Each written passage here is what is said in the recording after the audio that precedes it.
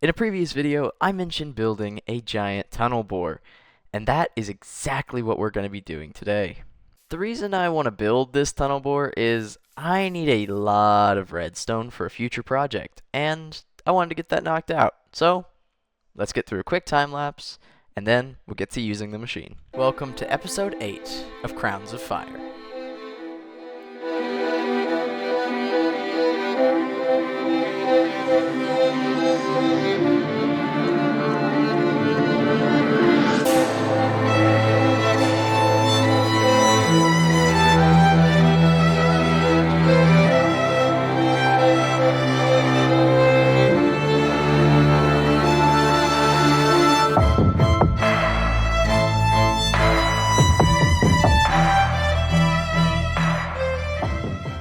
Alright, after getting tunnel bore constructed, me and Jester ran it for just a little while. I mean, we only mined about 300 or 400, maybe 500 blocks in this direction, collecting resources, but I did notice one small problem.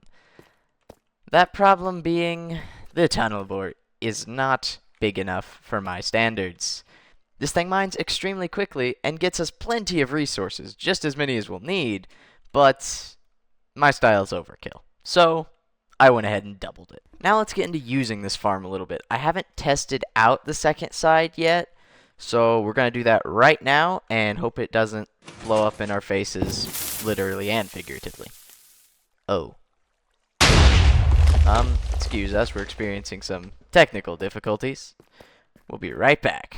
Alright, so I did a little testing and figured out, I built the activation sequence wrong. So I need to completely rebuild that system, which shouldn't take more than a few minutes. So we'll get right to that. Alright, now I've worked out all the bugs in the machine, and it runs perfectly smooth. All 12 nodes go off at the exact same time, and the entire machine just bombs the crap out of this place. There's 12 of them, so we get plenty of resources. I'm going to run it for about 20 or 30 minutes and see how many resources we actually get. Something that does need to be noted about these farms is you have to be very careful with lava and water and gravel. If gravel falls on top of the machine, it'll get stuck and blow up your head. So you got to be very careful about that, as well as water and lava will essentially do the same thing. Just lava makes it much worse. So like right here, we have to take a bucket and we need to fill this in so that it doesn't catch the TNT on fire. Now building one of these machines is actually extremely simple, but I was having a bit of trouble actually stringing them together. So I found a tutorial on Shulkercraft. It's an amazing channel with some really cool tutorial videos. Y'all should definitely go check that out. But yeah, this thing's extremely powerful, and I shouldn't have to go manually mining ever again. Also, something you don't have to do, but I do highly recommend, is building your tunnel bore at -Y54 and no deeper, because this is the area where lava will spawn directly beneath your machine. As you can see here, the lava pool spawned here. The machine is 1 block above it. That way, clearing out lava is very simple. You just place a single bucket of water, and it should take care of everything. I also wouldn't recommend building it any taller than Y-54, because then you won't get near as many diamonds. This is about the perfect area for mining diamonds. This area also works really well for redstone, but if you're wanting more things like iron and copper, you're going to need to build this way up higher in the stone area to collect those. So I ran the farm for about 15 minutes and got a considerable amount of resources. If this was a solo player world, I would be set for a long time. But since I do have another player on the server, this helps with trading with Jester and everything. But we got nearly half a stack of diamonds, so that's really good. Over a stack of gold, 2 stacks of lapis, and 5.5 stacks of redstone dust, which is the main reason we built this farm. And oh boy, has it paid off. That's not all I've gotten from this farm either. This chest here, all of this is from the farm, and I've already spent probably 9 stacks of that building.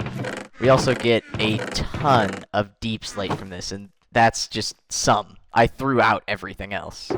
And the diamonds. Oh my gosh, we have so many diamonds from this farm. Jester has, I think, around 2 stacks of diamonds at the moment. So we are definitely beating him out in cash.